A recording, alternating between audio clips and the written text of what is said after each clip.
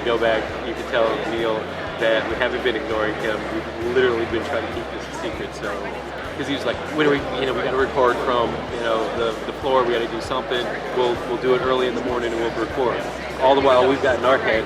Well, we're going to record with the pan, just not you. So should I tell him or no? Don't tell him. Well, don't make him all anxious. When are you going to let him know? Wait, he's listening. He doesn't listen to him. He will. He will. Hey everybody, it's Evan here from the Archispeak podcast, and I'm sitting in an airport lounge waiting for my delayed flight home from New York City and editing this podcast right here on my laptop. And what I wanted to do was give you kind of a heads up on this special bonus episode of Archispeak, where Cormac and I got together with Bill Jannot from ARCAT under the big red A at the AIA National Conference on the show floor a few days ago to kind of get his live reaction from the show floor. And you can hear a plane just outside the window spooling up its engines here. We were also joined by a very special guest, and that guest's last name is recognizable to you listeners who have been listening for a while. It's Pann. But it wasn't Neal Pann, it was Joan Ferrin-Pann, Neal's better half, and she was at the show, so she stopped by the booth to record with us what her experience was at the show as well. We're really excited to bring you this bonus episode, and it was really fun to record and to get some additional people on the show. And it was also very fun to keep this a secret from Neal. So let us know what you thought of the show. Let us know what you thought of the episodes if you didn't make it to the show. We'd love to hear from you. You can hit us up on Twitter, on Facebook, or you can email us. You can find all those links at archispeakpodcast.com. Let's get into the show.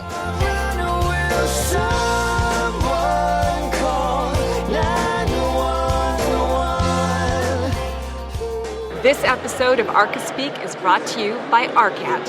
ARCAT has a bunch of content that you guys can use, and it's all free, and I'm happy to be on this podcast. Thank you, guys. Welcome to Archispeak, the podcast that talks about what it's like to work in the profession of architecture.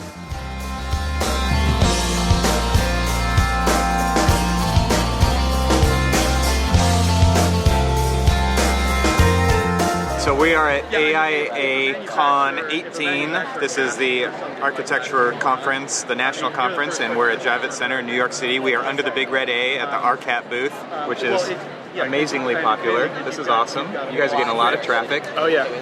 And so Cormac and I are sitting here. Cormac, what do you think so far of the city? Of the city? Yeah. That's the better thing to talk about. My feet are dying. Yeah. But my dogs are barking. How about this? We'll say it. My feet are dead, but my heart is full. Yeah. There you go. And your eyes. Oh yes, my gosh. in my eyes So much to see. So today on this segment of the show, we've got Bill Jannot of the ARCAT. And Bill has been a long-time friend of the show, and we thought it would be fun to include his perspective of what's going on here at the AIA conference, I should say, on architecture. So welcome. Thank you, guys. Yeah. Thanks. It's a pleasure to be here. Being up for this. Yeah, so normally we have a perspective with either Evan's or Neal's or I perspective from the perspective of the architect and the goer, and we wanted to kind of get perspective from one of the trades shows. Behind the curtain. What is it like processing all these architects through your booth? It's very hard. I'm not an architect. I'm a programmer. I work on the website and all the tech here at ARCAT. So it's always a learning process whenever I talk to you guys. I'm getting a better feel for the world that you guys work in.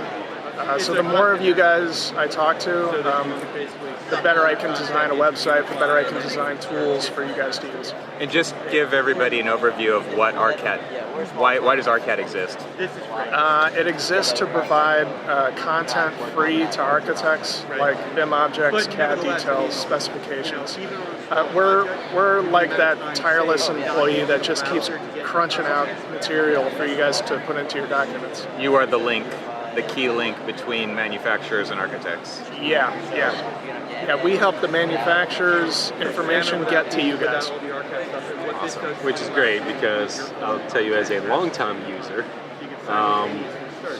almost any time we're sitting around, and we had this conversation, earlier yesterday when we stopped by, and we were kind of talking with you about how we kind of like filter product information into our projects. We're always kind of like just doing it very, almost, even though it's digital, it's very analog in the way that we're doing it.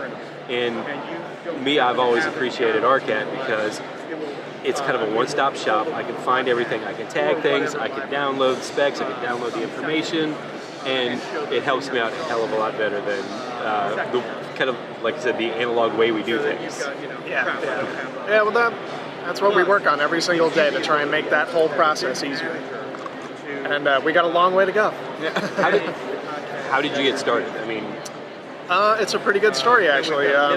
Let's see, back in 1991, this guy, my dad, started the company because he had just left another company. Maybe some of your users have heard of Sweets. I believe we have. Yeah. Okay. They used to hold down the chipboard when we were gluing it down, and when you needed something heavy, pile up the Sweets catalogs, and there were a lot of them, and you can't see this on the podcast, but my arms are stretched out. That's how many volumes there were. Yeah. Oh yeah. And that was roughly when he left Sweets. And a few years went by, and he said, "Hey, I think I can pull this off," and he started ARCAT with 6 sales reps, 13-page website with specifications on it. And, a few short years later, here we are. Awesome. Yeah. And another cool part of the story, my dad's 70th birthday, we signed our 700th client that year. Oh, wow. And it was a very happy birthday for him. That's awesome. Yeah. That's amazing. Almost fortuitous number there. Yeah, everything all lined up. But, he knows that architects don't want to spend money on this stuff, and his whole goal was... So it's would your dad say that architects are cheap? No, it's just a fact, because all his years at Sweets... Yes. Oh, my God, yeah. Everyone wants to charge the architect for this, that, and the other thing, and all these studies said that architects would pay for stuff. When it came down to it, they wouldn't pay for it. Right. So our model has always been have the manufacturers pay for it and offer everything for free. And I haven't talked to a user who doesn't love that. Yeah, no, absolutely. So we're at the show, and we're in the middle of the show floor. I mean, as our listeners can hear the background noise. I mean, we're here live. What are you seeing out there that's got you excited about on this show floor? I've been very interested in VR and how it's somehow going to work its way into the nooks and crannies of your guys' process. Like I know there's a lot of apps out there that allow you to hop into the model, experience it, and mark it up in real time. But I've been playing around with apps, prototypes that I've shown you, where it's more of a sketch tool. And I don't know if that's a good idea or not. No one's told me it is, which is fine. So, I'm not an architect. Well, you were showing that off at Autodesk University. Yeah. Was it last year or the year before? Year before. Okay. And I got the chance to go inside there and play with it and make something. I don't know. Nobody really had any preconceived ideas about the cool thing they were going to build. You just went in and started playing with it. Yeah. And I think that was the cool thing, right? It was I don't feel any pressure. I can just go in and it's like finger painting at that point. Exactly. And so there's no pressure, and you're not trying to make a masterpiece. And I think that was what was so compelling about it, was to see that it really can be loose and fun. And when I use it, I get lost. Like I was preparing for this show to do VR demos, and it's in New York, so I looked up interesting New York architecture, and I discovered, sorry, I'm not an architect, so I didn't know about the World Trade Center Oculus. It's freaking amazing. Me and Cormac were talking about it, how there's a few flaws in it. Yeah, we won't. We'll save that for a different show. Yeah, okay. So in there VR, are opinions. Yeah, there are opinions. Good, bad, or indifferent, there are a few opinions. Well, I was kind of blown away by the pictures, and I'm like, oh, that looks pretty easy to sketch out in VR. And so I cranked one out in about, 3 minutes. Real rough one. And then I spent another 20 minutes and I refined it. And before I knew it, I had there was nothing perfect about it, but it was the Oculus. Yeah. And I zoomed in and I was at the top of the observation deck looking into the space, looking up through the skylights. And again, I got lost. You got to experience that space that you made. Yeah. And I would imagine that architects would embrace that kind of process. It's a new kind of Lego, right? Well, I mean, and it also can be, like most people think that VR, or at least most people who don't know what VR is, they think that VR is, I need to spend a lot of time building a model and processing it and all this other stuff and making it look finished and polished. Perfect. And so then I can, then it can really do something. And I think, I'm kind of on the show floor, I'm staring at a screen that the ARCAT, where I'm watching just kind of some very rough kind of VR stuff, and then it starts to evolve and it's marked up and everything else, and sort of caught my eye. But there's the opportunity to be able to do a lot more conceptual design in VR that then,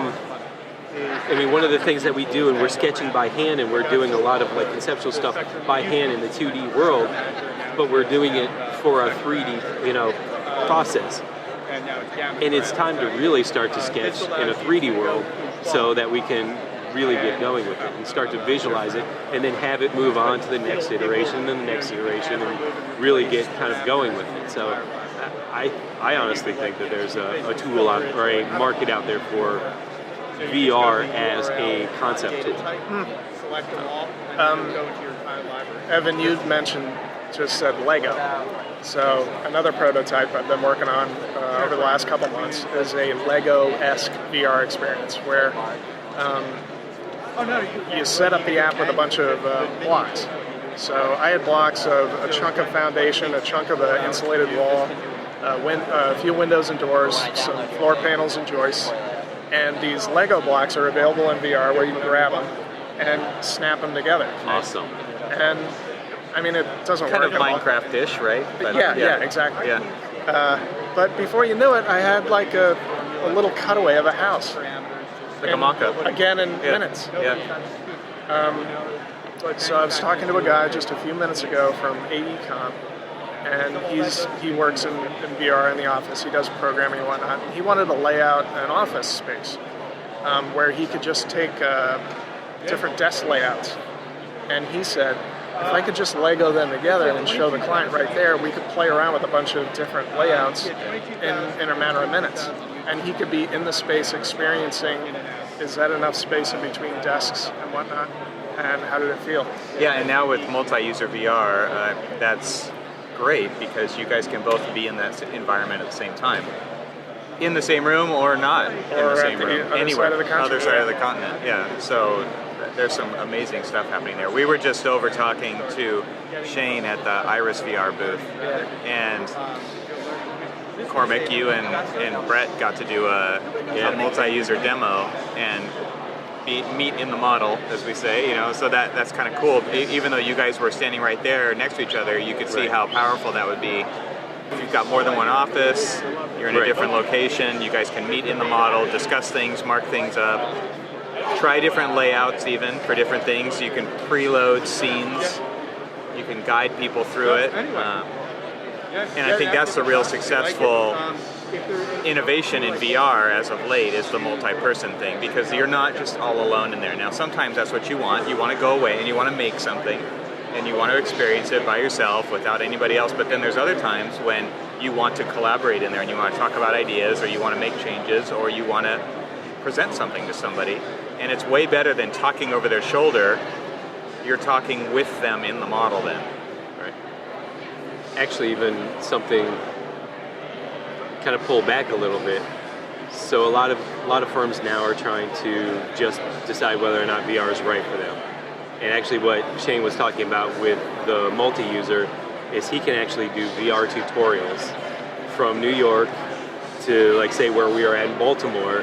He could, he's got the tools. If we've got the tools, he could basically do tutorials and learning sessions on VR. And be there with you. Be there right next to you, telling you how to do all of this stuff. Yeah, he can see you, he can see your mannerisms and see if you're doing something that you shouldn't be, and guide you from inside your project. Yeah, So you're learning VR and you're learning about architecture in the project and experiencing it all at the same time. So it was 4 years ago when I got hooked into VR. I was talking to Shane, and he was showing me Iris VR way back then. I drew a corkscrew in midair and stuck my head through it, and I'm like, oh my god, this is unbelievable. Yeah. So what else are you seeing at the show that's got you excited, or maybe things you're hearing about? You talk to so many architects, you've got to have some... What are they asking? Well, the first time I've heard it was this year at this show. Now, this is not a new subject. It's connecting specs to BIM. Right. You guys brought it up. We worked it. Yeah. And two other architects I talked to brought it up. And now, where did that come from with you guys? Did something pop up in the news, or is this something you've had all along? No, I think we're seeing it as a need because firms are growing right now in big ways, and so balls are getting dropped.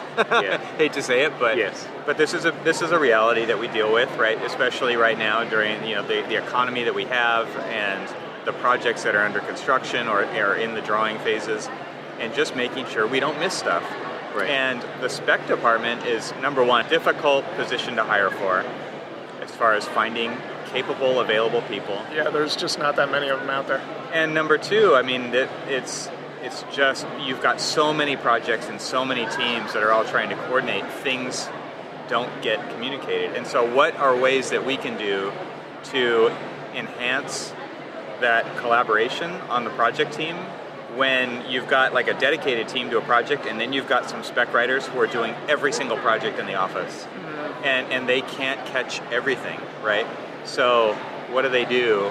What do we do to enhance that communication level? And where I'm coming from is there a tool that exists or that we can build that will actually help make that process go smoother, more efficiently, less errors?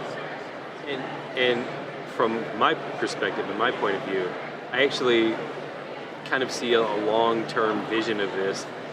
We're slowly but surely moving away from the print model of delivery, where we print a bunch of sets out and we send them to the contractor, and the contractor's using them. We already see that they're walking around with iPads and using iPads and things like that. But more of my current projects, we're doing BIM coordination meetings and things like that. We're hovering through Navisworks and stuff, and we're going to get to the point where we're not going to be building. And I say this so many times on the podcast, but we're not going to be building from the like a printed drawing. We're going to be building from the model. And so if we're turning the model over to the contractors, we should be turning the specs over, like the full document. The information should be linked it should to be all the elements. All integrated. Right? Yeah, so it's not really a set of documents anymore. It's a model with links inside. Embedded information. Yeah. So you click on a door, for instance, and up pops like a browser window inside this environment that has a specification and maybe links to other data sheets. They're going to have our schedules and everything else like that, so they'll be able to link in all of the schedules and know where, how many doors we have. Well, okay, so how many doors we have, what type of doors, what type of finish we have on them, what type of hardware, what type of frame, all of this other stuff. We're sort of there with the information that we're putting in, or the information that we're pulling down from the internet, from all the different manufacturers. Quantities and sizes. Right. Yeah. But we really need manufacturer data. Right. So as part of that. Exactly. I wonder who has some manufacturer data. Yeah, and I wonder why we talk to you about it. Exactly. So we internally have been talking about this for 10 years. And I've talked to a lot of spec writers and a lot of architects that say, no, we don't need that. This is the first time I've heard, we need that. I guess I'm talking to the wrong people. I honestly don't think that. I mean, spec writers, like I said, I can understand why the spec writer is going to say that, because the spec writer wants his job, and if we're basically taking that out of them, and as part of the data collection and the data distribution in the BIM model, we're we're taking that out of their hands and we're putting it into the BIM model, well then we don't have a need for them. Well, well, not. Correct me if I'm wrong. You still need someone who's a product expert. Yes. And the spec writer is that. They are a database, right? They know if your firm has a history at all. Right. There's products that you know that work, and there's a lot of products that you know that don't. And if you can somehow embed that kind of information into a project team, not necessarily the project, but the team, that's you're going to save a lot of money. Valuable information. Yeah. And honestly, I actually see that, this is, the spec writer should be and would be more of a technical advisor to all of the projects and how it's used within the BIM software and what's the most current up-to-date product and everything else. So we would kind of take the typing out of their hands, and we would have them as an advisory role. Curator, editorial. Exactly, because to be quite honest with you, the guy that does our spec writing is fantastic, and literally I walked up to him and I asked him a question because we never really had, posed the questions like, okay, well, what if I get a submittal and they're giving me test data that's 25 years old? What in our specs says that we need to be getting the most advanced information, the most advanced specs? Now, I know the answer was, we're specifying the latest and most current, whether it's ANSI or whoever, testing standards, and they should be following that. But not everybody knows that. Or should we edit the spec a little bit to actually say no testing information or no testing data for older than 5 years? They gave me 25-year-old stuff, and I'm like, really? I know for a fact that Conair tests all of their stuff on an almost annual basis, so you could get the most current testing data. And so that's why he's important, and that's why he's there, so that he can kind of guide us and understand situations like that. Understand why we would suggest, say, an extended warranty for something, or just the manufacturer's standard warranty.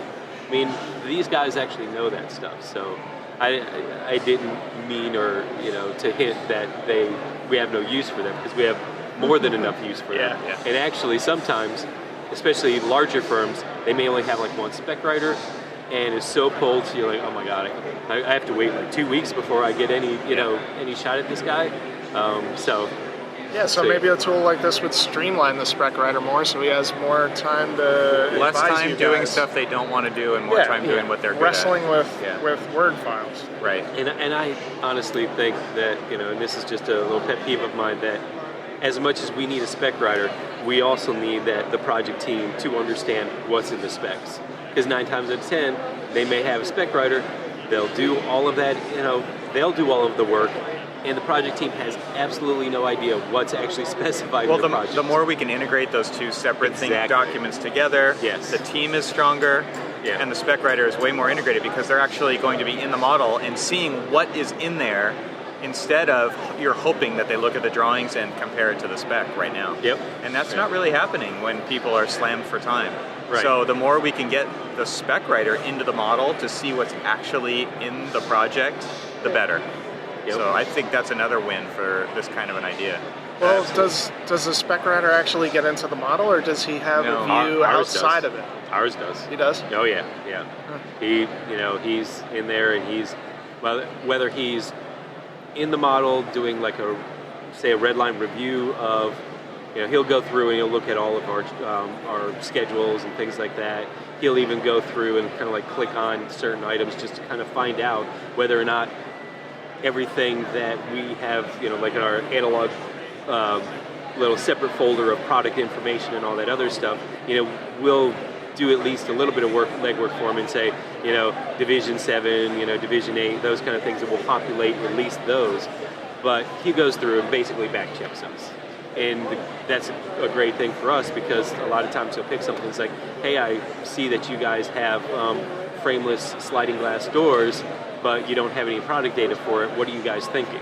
Or do you want that, it's or do you not check. want it? Did you model that properly, or what did you do? So there's a little checks and balances between the spec writer and you, and vice versa. Exactly. Which this tool would also help with. Because if you have that door modeled and there's no section in selected in whatever system this is, you get a red flag on the other end. Right. Yeah. So when can you have this product ready? Next week, no problem. You've been working on it 10 years, I heard you say. Well, off and on, yeah. But do we have anything to show for it? Well, I mean, Spec Wizard came out of it. Outline Specs came out of it. But that's thank you for that's both it of so those. far. I honestly, the Outline Spec Wizard, when I was like one project I was thrown in on, and we were submitting for a design development package, and all they required was outline specs, and nobody had written them yet. And I went through and I'm selecting every one of the parts that I know are going to be 30 minutes later. I had absolutely everything that I needed, and I was just 200 like, short form literally specs. from that point on, I've been preaching ARCAT till I'm blue in the face because of that. Well, I thought we had another guest. we do. We do have another guest. Welcome. Hi. Thankfully, we're going to introduce somebody who just walked up, the Better Pan. I'm not going to argue with that. So since you heard us sort of talking about this, you haven't heard Neal's voice, so because Neal's not here, because Neal's wife is here and she sent him home. Yes, with the children. So, Someone's got to watch them. Exactly. And it's his turn. It is his Totally. turn. Yes. We somehow trade off conventions. Awesome. That's perfect. Yes. Well, so, thanks for joining in. welcome. It's awesome. Thank you for having me. Please introduce who you are and what you do Okay. besides put up with Neal. Well, I am also an architect, and I started out my career doing schools, and then I moved into institutional commercial work, and through the connections there, I got hired on the owner's side at Lockheed Martin and was facilities architect there, and then the lead of the workspace management group. Wow. And so I got to direct design and tell other architects what to do, which is way better. Was it? It's way better to be on the owner's I side. totally saw an opening here for a conversation, like a point of view that we don't normally have. Yes. That's awesome. So, and coming from the profession and being on the consultant side for so many years, I know what to expect when it comes to design and drawings and services. So, when people may try and get away with stuff, I'm like, nope, sorry. You're like, nice try. Yeah, I know what it's supposed to look like. I know what a level of detail you're supposed to have in there. And so now, for almost 2 years now, I've been at Lawrence Livermore National Laboratory, simply because it is 5 miles from home. Convenience. And it's now, I mean, I love my prior job. I wasn't looking, but this one came across my desk. And it's also the opportunity to do so much more, because Lawrence Livermore Lab is building new buildings. It's a 1 mile square campus. It started as a Navy base in World War II. And there are over 700 buildings in 1 square mile. Wow. A lot of them are old, aging infrastructure. They really, right now we're working on designing some just minor rehab for a 1943 barracks building for offices. It hasn't been occupied for 10 years. We're our own AHJ, so we have a little bit of leeway with what we're doing. What's AHJ? Authority having jurisdiction. Gotcha. So when you have to get plans permitted, we do it ourselves. Wow. So we do have an in-house fire marshal who does it, and we have an in-house electrical, high-voltage electrical engineer who checks for electrical. But we also have our group, project management, engineering, and construction. We have about 40 or 50 people that are PMs, CMs, architects, myself, the lead architect, and I have 2 other, and then engineers of every profession. We have cost estimators. So you guys are the one-stop shop Yeah. for all that stuff. So there's a lot of there are a lot of spaces that are constantly being rehabbed and remodeled, and so that smaller designs we do in-house, but the bigger ones we don't have the bandwidth to handle. Okay. And so one of my big projects right now is, as we're about to kick off design on 2 new buildings, one's a 3-story office building and one's a lab building, and then there's a 3rd lab building coming along, and then there are future buildings coming down the pike. But we don't have any architectural design standards. Yeah. So I came from Lockheed, where Gensler had been hired and created 3 finish palettes where you had options from within those, and we published all the specs and design standards online for all of our AEs and contractors. And so I'm trying to implement that here, at least where I can. For your in-house teams. For in-house and for our external consultants. Okay. and so that we can have basically a kit of parts so that your creativity can be where it needs to be Right. and not on reinventing the wheel every time, or relying on PMs who think that they know design. I'm just curious how you set that up. Like, is it just a network file folder? Or No. It's a fancy system? It's an online system. Well, like for at Lockheed, it's published online. You can go to Lockheed Martin Space Systems, Sunnyvale, California, and you can find engineering standards. And then there are always security constraints with firewalls and what information can be published. We're a national laboratory for the DOE. So I haven't quite worked through that mechanism yet because there's a lack of hierarchy generally overall. Because it used to be University of California run. Okay. So they come from this R&D academia type of mentality. So it's exciting. I mean, it's like a brand new frontier, and I've got a lot of support for it. But the implementation of it is still to be worked out. Although we are having the design firm for the office building do those standards for us for the office building, with the idea that they will be lab finished standard. Okay. They will be finished standards for the laboratory. And it was its own project, and then the timing of things, we were rolling it into this other one. Yeah, so it's exciting, and it's I'm able to come here because of that, because of our new buildings, and I had to do justification for work, and the idea is, hey, we're doing all these new buildings. I need to know what the latest and greatest is in the industry. Yeah. I need to know what's happening, what's going on out there. And so, sure. Neal, stay home. Neal, stay home. And I've been footloose and fancy-free in New York since Sunday afternoon. So what are you seeing here at the show that has got you excited about your job, about architecture in general? Well, yeah, I haven't been to so many. The last AIA conference I went to was Chicago, which somebody said was 2014. I can't remember. Yeah. But I always get reinvigorated, and I just find that it's inspiring to me, because even though in my everyday work I don't get a lot of opportunities for high design or pushing the envelope, it reminds me to go ahead and take the chances where I can to insert design where I can do it, right? Like where you can have an impactful bit of design. And it doesn't have to break the budget, it doesn't have to put people out of their comfort zone, but just enough so that they feel like, oh, okay, yeah, you're value added with what you're doing here. We wouldn't have thought of that sort of a thing, right? Oh, this is why we're here as architects. Not just to draw up your lab redesign and work out some details. So coming here, I missed my Thursday morning seminars because it was a late night Wednesday. But they started at 7 a.m. I mean, that's crazy, right? It's 4 a.m. Especially when you're coming from the West Coast. Exactly. Yeah. So but I was able to walk the show floor yesterday and then sit in on a lead V4 paint one with the vendor. And it's just, I'm amazed by the number of vendors they have here. I mean, so many companies. I don't think I've ever seen this many. Yeah, you can tell when times are good, right? Yes, and the destination is good. Yeah. And then today I did make my 7 a.m. seminars. Wow. 7, 8:45, 10:30, and then I was in a focus group at noon.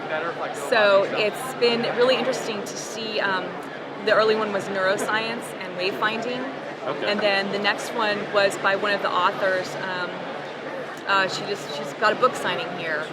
The one on basically design in place and how design is everywhere around us, even if you don't think it's architecture.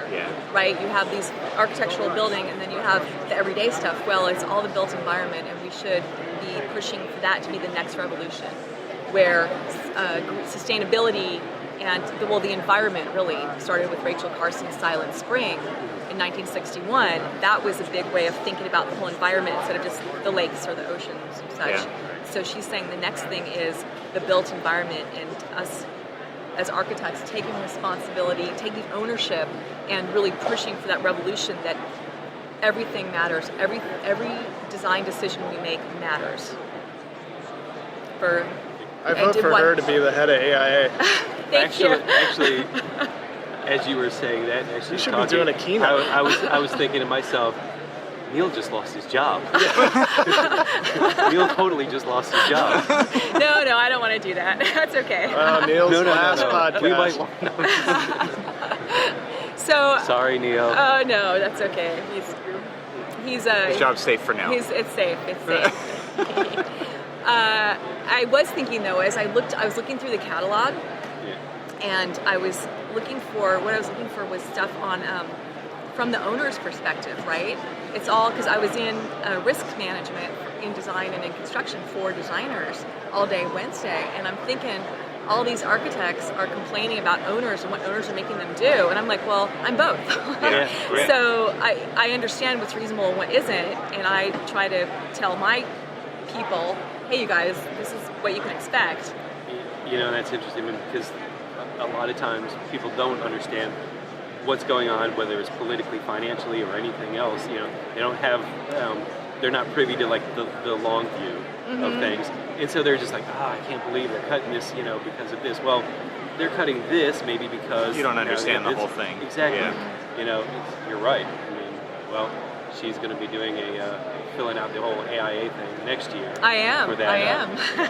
to give a speech on that. Actually, I mean, that'd be a fantastic topic, though. And I think that one could either be, I think that one would work better as a panel, right? Yeah. To get other owners to talk about it. Because, I mean, I've got a handful of friends that I used to work for. Now they're project managers or, like, you know, directors at, like, public school systems. Okay. And, you know, they're coming from it from the perspective of, we used to do all of these public schools, but now I see the long game, and I understand what it is, and I'm like, oh, now they actually do that. So, I mean, you know, having perspective like that, I mean, panels, I could see. It would be great information for a lot of people to hear. Oh, yeah. I think so, because a lot of owners do need to be educated, but those of us who've been in the profession, been on both sides. You can do the educating. Yeah, exactly. Exactly, on both sides as to what our expectations are and roles and responsibilities, and then that we're not trying to screw over architects. Right. I mean, right? They're trying to suck our soul. You know? Exactly. So, I mean, when you were, now, and then when you were at Lockheed, I mean, did you find yourself educating architects a lot on, like, why, you know, it's like, look, you know, I understand from your point of view, this is, kind of sucks, but this is kind of what we have to do. I did a lot. Because we never, Ev and I, we're working either for K through 12 or higher ed and stuff like that. And they have project managers, but a lot of times they're not architect project managers, so they don't know, how to. They're just like, well, this is the standards, just do it. It's maintenance driven. Exactly. Obviously, they have to deal with their maintenance people all the time, and they have to deal with us a few times. Right. So they're going to listen more to their own people, for sure. That's an excellent point, and that's one of the things I learned at Lockheed was there are a lot of stakeholders. It's not just the project implementation, or in our case, PMET group, the in-house subject matter experts, CMs and PMs, but it's your users, your end users, which are scientists and engineers, and then there's the whole maintenance staff. They're going to have to take care of all this stuff, and so you want to give them materials that are functional and durable, or that if it does break, like carpet tile or VCT or Armstrong ceiling tile, like it's the easiest thing in the world to go get a replacement for. Something you can have stock of. Exactly, and also one of our big pushes, not just for that and for sustainability, is American made. Because for the DoD, we have to comply with the Buy American Act.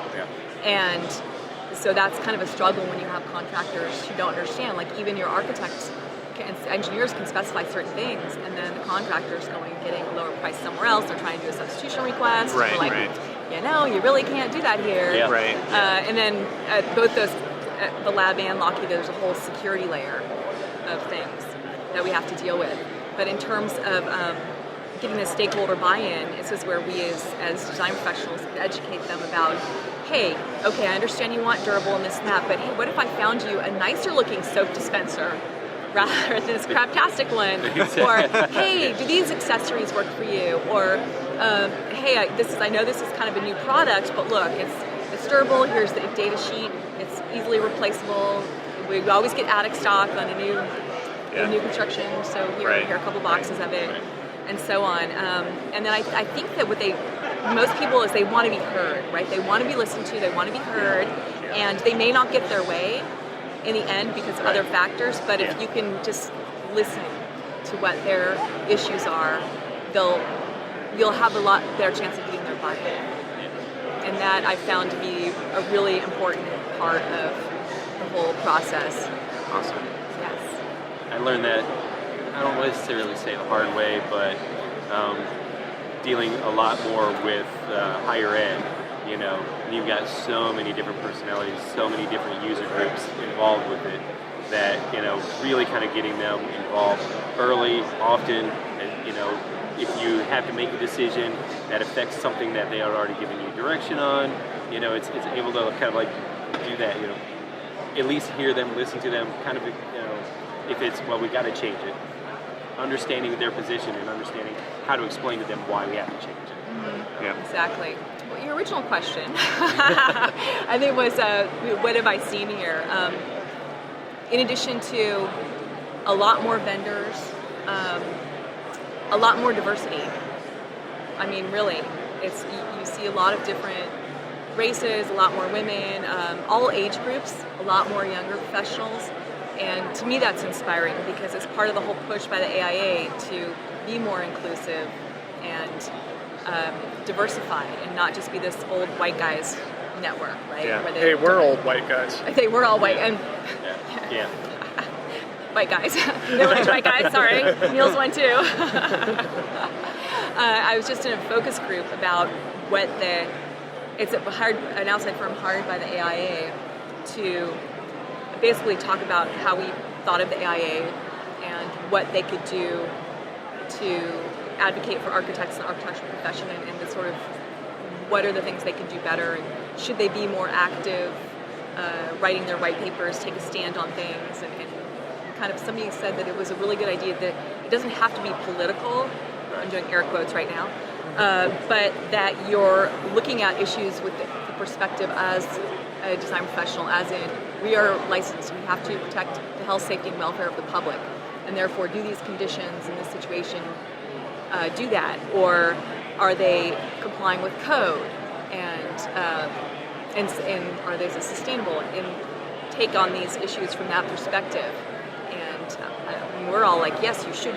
The AIA cannot keep being an institution that just says we're this and we're going to protect the profession and stuff. We need to be at the forefront of what's happening in the world.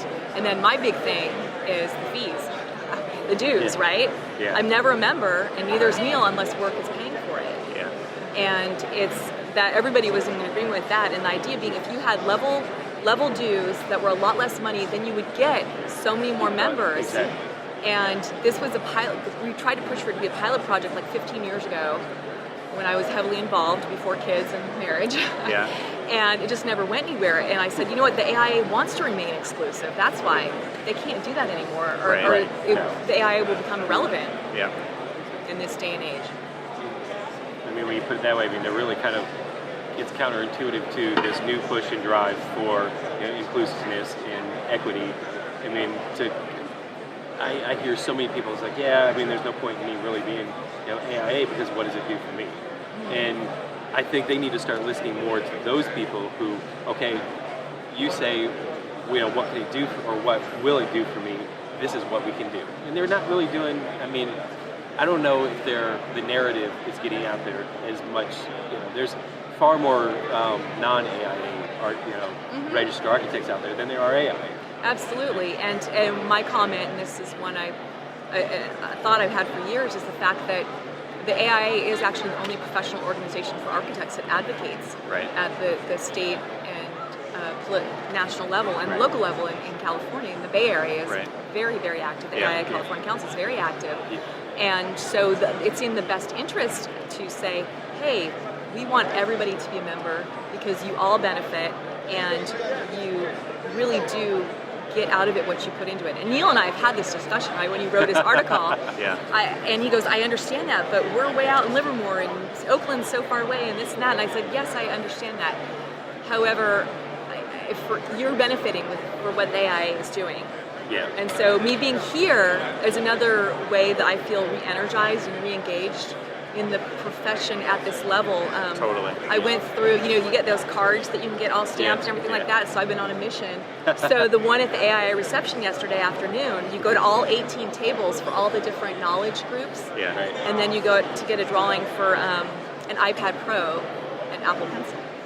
So I did that, and so talking with everybody, I actually got into a deep discussion with somebody who's on the documents committee. He's because he was in the risk management, he runs like the risk management part of it, or I forget. Anyway, he turned me on. He's pointed me out to the actual VP of the AIA documents and risk management group, and they're asked if I'd be interested in being on it because I do have that other perspective of having been on both sides. And so I'm like, sure, absolutely. Now with what time, I don't know. We have to have that conversation about a commitment, the time commitment, but I definitely think at this point in my career, I would like to be able to share my knowledge because I finally feel like, hey, I know some stuff. You've arrived. I have. I always, the emerging professionals young man said, when I said, well, I used to be an emerging professional, he said, well, now you're an emerged professional. Right. I said, that's it. I'm an emerged professional, right? I like your idea about the lower fees because, I mean, to me, that is part of being inclusionary, right? I mean, Exactly. if you want a more diverse perspective, you have to find more ways to include more people. And that is a huge barrier. It I mean, is. even just getting to an event like this where you can have this kind of exposure and be kind of fed as a professional with all of the things going on in the city at large, but then also in this epicenter inside Javits Center here. I mean, it's an amazing experience. It is. To get out of your norm, your day-to-day, and be inspired by what's possible by walking around a city like this. I mean, you guys are close to San Francisco. I bet you don't go into the city We that never much. go into the right? city. but there's that thing that it's right there. Yeah. I mean, I'm close to LA, and it's the same way. So getting out of our normal day-to-day and coming to a place like this is really a chance to walk away with being really enriched. Yes. And there's a huge segment of the profession who is not included in that at all. Exactly. And doesn't everybody need that same injection, like that radical injection of inspiration and what's possible and where our profession is heading and to really help just get excited and put our energy in a similar direction? This is the opportunity to do that once a year. This really is. And I feel like that's a huge missed opportunity because of you just can't keep shelling out of the pocket all the time. And having access to the vendors, finding out what's available out there. I mean, hell, if half the architects can go through their specs and find out that they're probably outdated, or the specs of that particular company's like out of business, because yes, I've had both of those examples. Right. And actually see what they can do. I mean, just seeing all of the different vendors in here, I've got tons of different ideas. Oh, I could use this for this, or I could use this for that. And being able to do that and start to really kind of say, all right, this is more than just a bunch of stuffy people talking about their egos and stuff like that. It really is something that can energize you. I was talking to a guy last night, and he was like, "Well, what's the real value here? I could do all this on the web," and I was like, "That is a crazy perspective because." And I get it, like not everybody is a fan of the AIA, right? And not everybody sees the value that they provide because it doesn't impact them directly. He was a one person firm, right? So he definitely has which is shared by a lot of people. That's a similar way of thinking. But to me, I look at it the opposite. Like this is why I'm here. I'm here to meet these people and see people face to face, to get that face time. Whether it's product, whether it's people who I know online, or to get excited about architecture. I mean, there's a common purpose here, and this is when I feel it. And to me, that energizes me to do it again, right? To go back home, take these ideas, share them with as many people as I can, and that's an infectious thing, and that can really help our profession. So I really feel like, and I talked to him, and I felt like he got a little bit inspired because he'd never listened to the podcast before. He's like, I'm going to try it out. I feel inspired. And I thought, okay, I did a little something. Hopefully it leads him down a path of taking it further next time. So outside of all of the architecty things in the Javits Center, what have you been doing out there? I have been walking the streets of New York It's amazing, isn't it? Walking. Especially this area. I've seen some crazy architecture. Oh yeah. I've been downtown. The farthest north I got was finally got to the Met, which I've been a member of for like 15 years. Really? My stepdad renews my membership every year for Christmas, and Nice. it's inspiring to me. I'll tell you the best thing, which we did last year for the first time, was walk the High Line.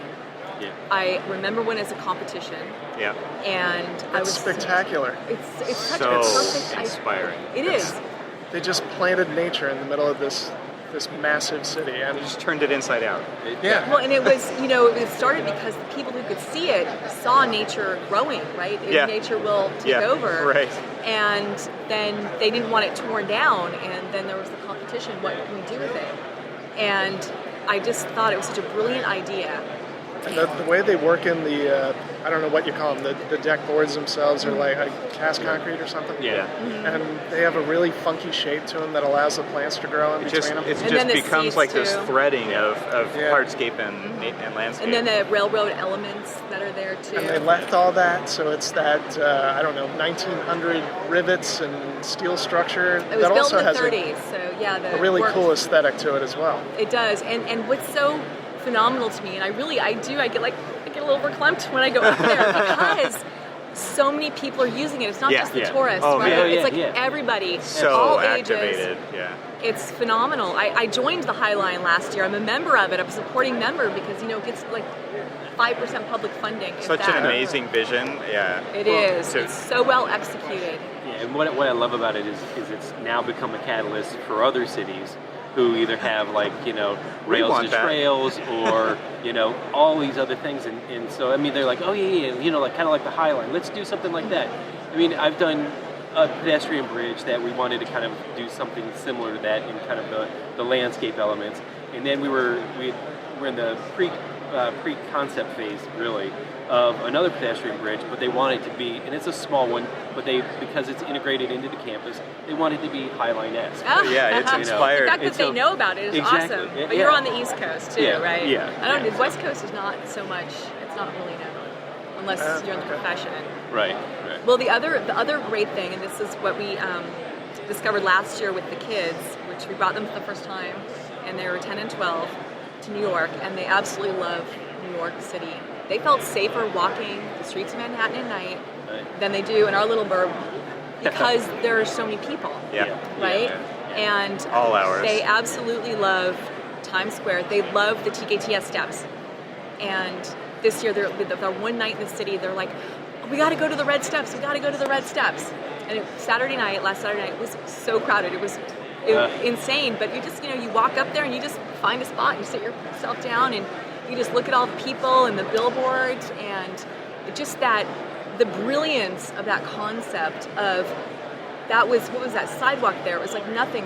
There was no place for people to stop and rest and look at everything they wanted to look at and to say, hey, we're going to make this a building that serves a prime function in this area, which is show tickets, and then we're going to make the whole roof of this accessible, a place to stop and sit. Yeah.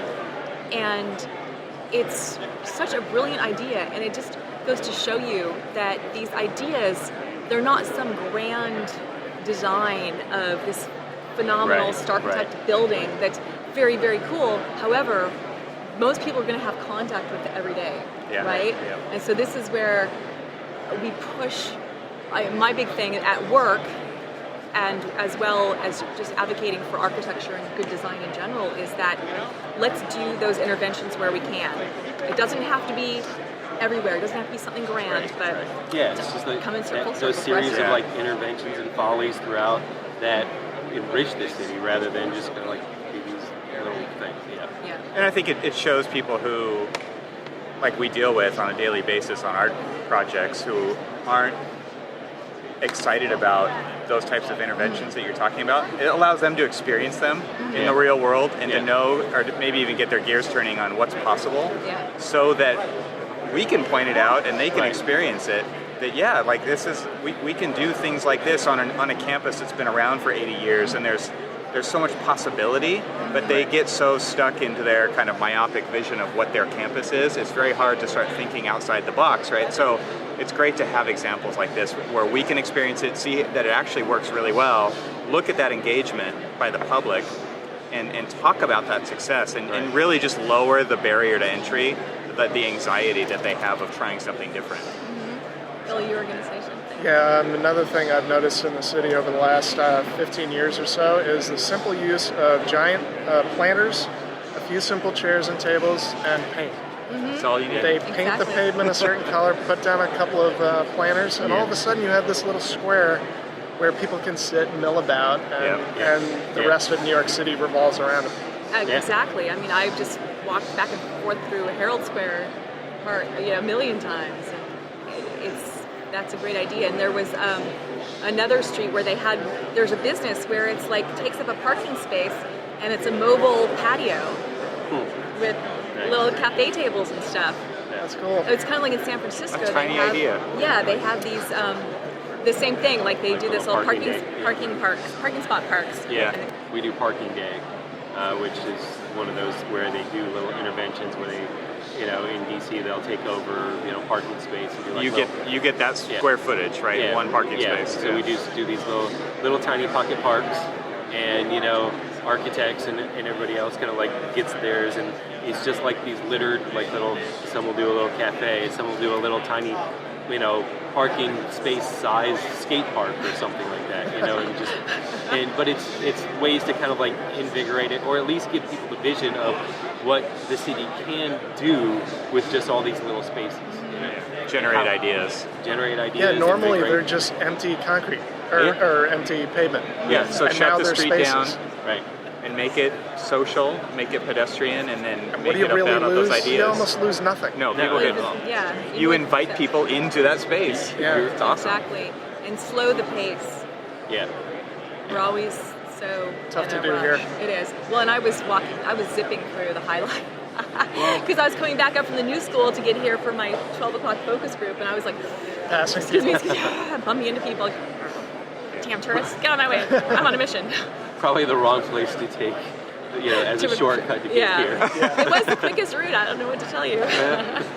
Actually, another thing I was thinking of earlier as I'm walking the High Line and walking around, and nobody has a regular camera anymore, or very few people do. We all have our phones. Yeah. And what it has done is democratized this photography and this experience of place where you can be a tourist from anywhere, and everybody's taking pictures. Yeah. And the fact that they're sharing them and they want to document these experiences is quite phenomenal and moving to me, because it means that people actually do care about design, and they do care about the built environment, even if they may not think about it. They may not ever think that they will need an architect in their life, but here they are experiencing all this and taking pictures. You look up at the Empire State Building or the Chrysler Building, and you're like, wow, that is beautiful. Yeah. Thanks to you guys. The Chrysler Building is my favorite. I wish I could go inside someday. It's my favorite. We walked out, and we have another guy from Evan's office that was walking with us, and I'm like, there's my favorite building. It's one of the reasons why I got into architecture. Yeah. Wow. There's two buildings, two different reasons why. Chicago Tribune and the Chrysler. So you're home. So I'm home. Yeah. Well, our wedding tables, Neal's and my wedding tables, were photographs of architectural icons that we had each taken. And like Stonehenge, Eiffel Tower was my picture, Stonehenge was his, the Chrysler Building was our table. I'm like, the main table has to be the Chrysler Building. I like how Neal went old. Yeah. What? He had to go old. Well, Stonehenge. He wasn't as old back then. He was the project manager. You guys. All right, well, he's not here, so we get to do that. Well, thanks you guys both for joining us today. It was fantastic. Thanks, Bill. Thanks. Thanks, Joan. Thank you.